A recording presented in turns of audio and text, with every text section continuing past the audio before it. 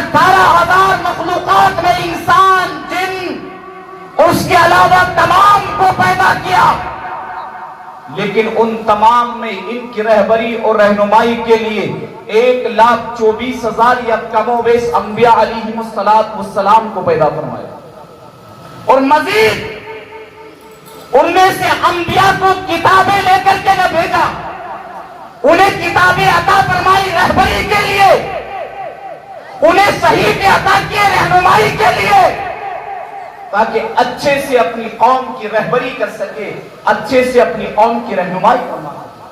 لیکن تاریخ گواہ ہے، اتہاس گواہ ہے، ہر ایک کی تاریخ اٹھا کر کے دیکھیے گا۔ اگر آپ توریت سے بات کرتے ہیں تو توریت جو حضرت موسیٰ پر نازل کی گئی تھی، اب وہ توریت نہیں ہے، وہ نہیں ہے، وہ بدل دی گئی ہے، اس کی اوراق بدل دیے گئے ہیں، اس کے چیپٹر بدل دیے گئے ہیں، اس کی عبارتیں بدل دی گئی ہے۔ اگر زبور کی بات کرتے ہیں، زبور بھی بدل دی گئی ہے۔ اگر انجیل کی بات کرتے ہیں، انجیل بھی بدل دی گئی ہے۔ صحیفوں کی بات کرتے ہیں، وہ بھی بدل دیے گئے ہیں، لیکن واحد اگر کوئی کتاب محفوظ ہے تو اس کتاب کا نام قرآن مجید والفرقان حمید ہے۔ اور محفوظ ہے کیوں؟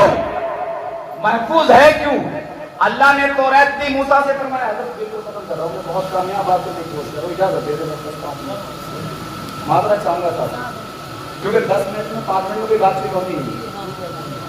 جی سماعت کیجیے، اللہ فرماتا ہے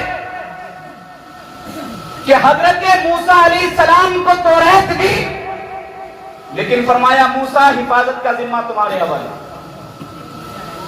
زبور دی، فرمایا داؤد حفاظت کا ذمہ تمہارے حوالے۔ انجیل دی، فرمایا عیسیٰ حفاظت کا ذمہ تمہارے حوالے۔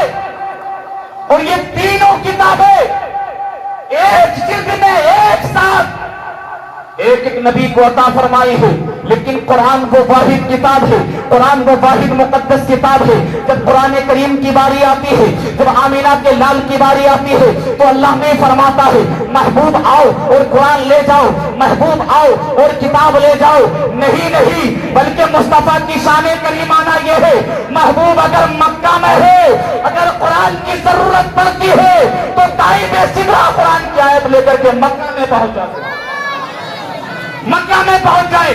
اگر بدر میں ضرورت پڑے تو قرآن کی آیت لے کر کے جبریل بدر میں، احد میں حاجت آئے احد میں، مدینہ المنورہ میں ضرورت پیش آئے جبریل مدینہ میں پہنچ جائے۔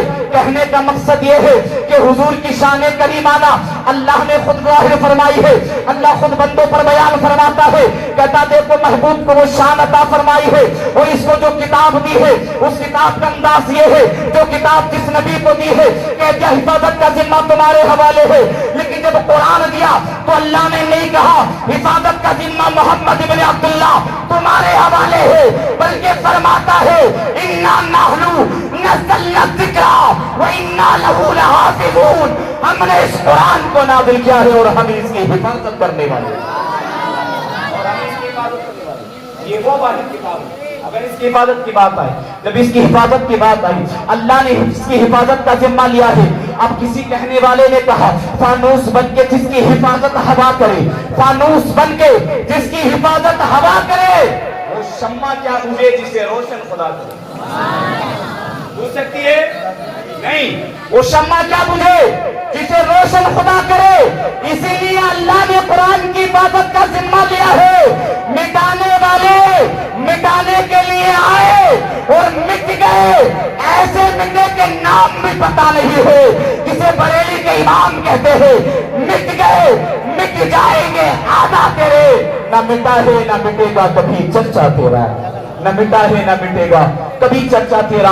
اور قرآن کی وحدانیت میں، قرآن کی مقبولیت میں، قرآن کے شاہد ہونے میں، قرآن کے حاضر ناظر ہونے میں، علامہ اقبال کہتے ہیں اے قول محمد قول خدا، فرمان نہ بدلا جائے گا، بدلے گا زمانہ لاکھ مگر قرآن نہ بدلا جائے گا، قرآن نہ بدلا جائے گا۔ اس نے جب قرآن نہیں بدلا جائے گا تو قرآن نے کہا ان الصلاۃ تنہی عن الفحشاء والمنکر، بے شک نماز روکتی ہے بے حیا بری باتوں سے۔ اب قرآن تو اپنی جگہ ٹھیک، قرآن تو اٹل ہے. اگر خسارے میں کوئی ہے, اگر بھٹکا ہوا کوئی ہے, تو وہ 5 وقتہ نمازی ہے جو نیت قاضی پورہ میں باندھتا ہے اور گھومتا مراد آباد کے اندر. وہ نمازی ہے جو نیت قاضی پورہ کے اندر باندھے اور گھومے پاک بڑے کے اندر, گھومے ٹھاکر دوارے کے اندر, گھومے کاشی پور کے اندر, گھومے اپنی کھیت کیاری میں. ایسا وہ نمازی جو اس حالت میں نماز پڑھتا ہے, اللہ کی قسم اسے نماز کا لطف نصیب نہیں ہو سکتا, نماز کی برکتیں حاصل نہیں ہو سکتی. اور جب نماز کی برکتیں حاصل نہیں ہوگی تو گناہوں سے نہیں بچ سکتی. کسی نے حیدر کرار علی المرتضیٰ کرم اللہ تعالی کریم کی بارگاہ میں آ کر عرض کی, علی نماز میں من نہیں لگتا, نماز میں دل نہیں لگتا. علی نے فرمایا جب نماز میں دل نہیں لگتا تو دل سے نماز پڑھا کرو. بہت بڑی بات ہے صاحب. کہتے ہیں اگر نماز میں دل نہیں لگتا تو دل سے نماز پڑھیے گا, اور جب دل سے نماز پڑھیں گے تو اس کا فیض ملے گا, اس کا فیضان ملے گا. وقت کچھ بھی کہنے کی اجازت دیتا ہے, بس یہی کہیں گے اپنی نمازوں کی حفاظت کیجیے گا. جیسے مفتی صاحب قبلہ نے کہا, ایمان والوں بچاؤ اپنے آپ کو جہنم کی آگ سے. یہ وہی ایمان والوں کا ذکر ہے جو نمازیں تو پڑھتے ہیں لیکن بچا نہیں پاتے ہیں. نمازیں تو پڑھتے ہیں, گناہوں سے نہیں بچتے ہیں. نمازیں تو پڑھتے ہیں, جھوٹ سے نہیں بچتے ہیں. اس لیے نمازیں پڑھیے, ان کو محفوظ رکھیے, ان کو بچائیے گا. اور مقبولیت کی پہچان یہ ہے نمازوں کی, جب آپ نماز پڑھنے کے بعد گناہ سے بچ جائیں تو سمجھ لیجئے کہ آپ کے سجدے اللہ کی بارگاہ میں قبول ہو گئے. سبحان اللہ. آپ اپنے آپ کو اسی وقت میں محفوظ سمجھیے گا. وقت کچھ بھی کہنے کی اجازت نہیں دیتا, بس ہم آپ سے یہی کہیں گے اپنی نمازوں کو صحیح طریقے سے ادا کیجیے گا, اور علماء سے خاص کر کے جڑ جائیے گا, خاص کر کے جڑ جائیے گا.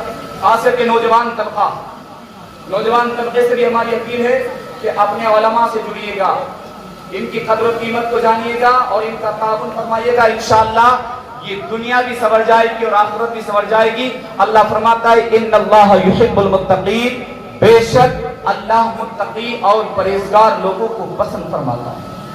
پرہیزگار لوگوں کو پسند فرماتا ہے. پرہیزگار بنیے گا, اللہ پسند فرمائے گا. اللہ من کی توفیق عطا فرمائے. استغفر اللہ ربی من کل ذنب و اتوب الیہ. کلمہ شریف پڑھ لے, لا الہ الا اللہ محمد رسول